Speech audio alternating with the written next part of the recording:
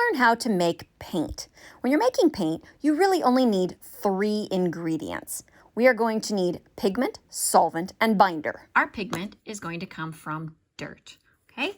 Natural pigments can be found all over the earth with different plants, minerals, liquids that can be found. Ours is going to come from dirt, and so this is the color that our paint will be. So you need some dirt. You also need your liquid or solvent. In our case, it's just going to be water. You can see I've got a fairly small amount of water. It doesn't have to be a really super full bowl. We also need a binding agent. In our case, we're using white glue. Now, I know this is not an all-natural binding agent, but this is what we're going to use because it's probably the simplest thing we have. This is what will take your mud to the next level so that it is actually paint that will stay where you put it. Okay? So I have a bowl here. I'm going to take some of my dirt. It's nice if it can be sifted, but I'm not going to sift mine because I don't want to use my kitchen sifter that I used food for. I'm going to dump about a spoonful of dirt into my bowl. Okay, I still have some left over. I'm going to look at it. If there's any really large chunks in it, like sticks or rocks, I'll take those out, but I'm not going to worry about every little piece. It's not a big deal. Just get any huge chunks out of it. Like this is going to be fine, okay? What you want to do is you want to make a little hole in the middle. So you've got kind of like a dirt donut. Okay, see, I've got that nice little dirt donut there. Nice hole in the middle. That hole in the middle is where we're going to put our liquid, our water. Okay, that's our solvent. Now, you can just do it one little paintbrush full at a time, but that takes a little bit longer. So what I'm going to do is I'm going to just carefully pour a little bit of water into the middle. Okay. See, there's a little bit of water right in the middle of that kind of dirt donut. Okay. Now I'm going to start mixing it. See, I kind of pull the dirt in toward the center. Okay. I'm really just making mud to start with. This is a pretty good consistency. It's still a little bit chunky, so I'm going to add just a little bit more water to it. If your dirt is crumbly, like it's not even this wet, then you definitely want to add more water to it. I'm not going to pour, though. I'm just going to dip my brush into my water and put a little bit more water just like that. Mix it in. And that's a pretty good consistency right there. You can see it's definitely not crumbly. Of course, it's lumpy and it's gritty because it's dirt, but it's not crumbly. And yet I can turn the bowl upside down or sideways, and it doesn't just run straight down. If yours is too watery, if it just runs and drips right now, then add some more dirt to dry it back out. If it's too dry and it's crumbly, then add a little bit more water. This is about the consistency or the viscosity that you're going for. Next, we want to add a binding agent because if we just leave it like this, it's just mud and it won't actually stay put. A binder binds everything together, holds all of the things together, okay? That's what we're using. Not a binder like you would use for class, but a liquid that's going to be a binding agent. In our case, it's glue. So I'm going to take my mud and I'm just going to kind of spread it out a little bit so it's not all one big mountain, right? Doesn't have to be paper thin, but just spread it out a little bit like that. I'm going to take my liquid glue, and I'm just going to do a nice ring of glue all around the outside, and then another little dab in the center. It doesn't have to be pretty. That's just sort of showing us the amount that will work well for us. So I kind of made like a target.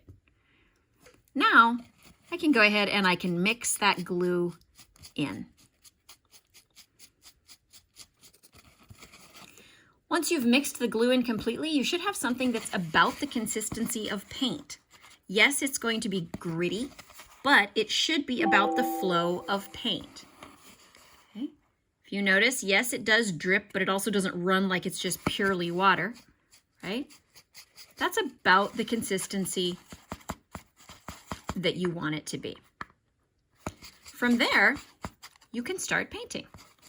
So what we want to do is we want to get some paint on our brush. Pick up some paint on our brush.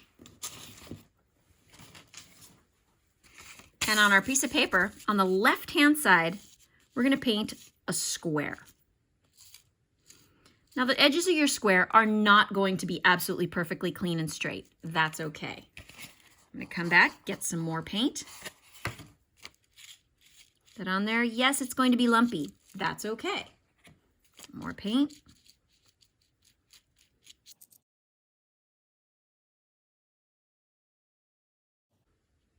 Notice that I kind of am dabbing the paint on. If I drag my brush across it, that's just going to pick the paint back up.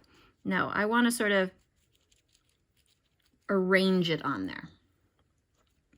Okay, if you're doing this with your finger, that's fine. If you're doing it with a rag, that's fine. Q-tip, it's fine. It's all the same thing. Okay, so there you can see we have a nice dark square. Now, that's one value, but this paint is really like watercolor paint. We can make lighter values. You can see right here in this artwork, this is a dirt artwork. You can see it's totally dry. It's not going anywhere because it's got that binding agent in it. You can see there's a lot of different values here. We've got the very darkest value on the edges of the letters, and then each letter gets progressively a lighter value, and then the lightest values at the bottom. So let's count how many values. I've got the dark one is 1, 2, 3, 4, 5, 6, 7. There are 7 values here plus the white paper. They are all the same batch of dirt paint. It's just that for the lighter values, we have added more water. That thins the pigment out and allows the paper to show through. That's how paint works. That's how watercolor paint works, because we're not actually adding white. We're just thinning it out so the white paper shows through. So what I want you to do is take your paint that you just made, take a little scoop of it and put it off to the side in your bowl. Then take some water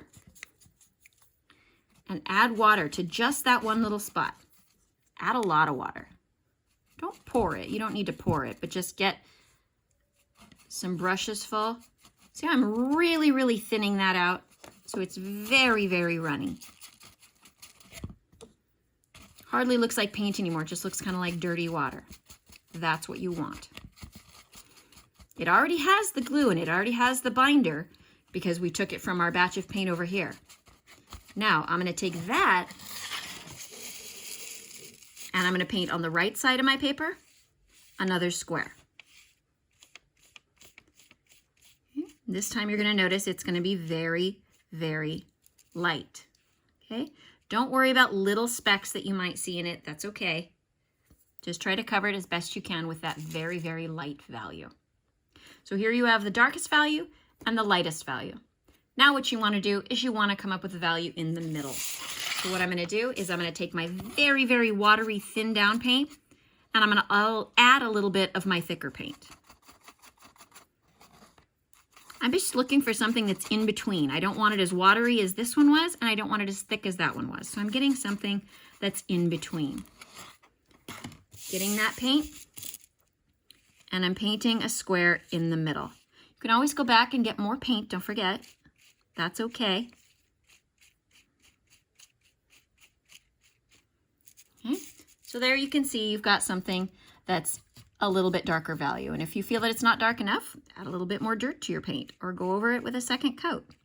Okay, again, don't worry about the little lumps, but you're looking for dark, medium, and light values. Once it dries, it will look like this, and it won't go anywhere because it's got that binder. That's how you make dirt paint.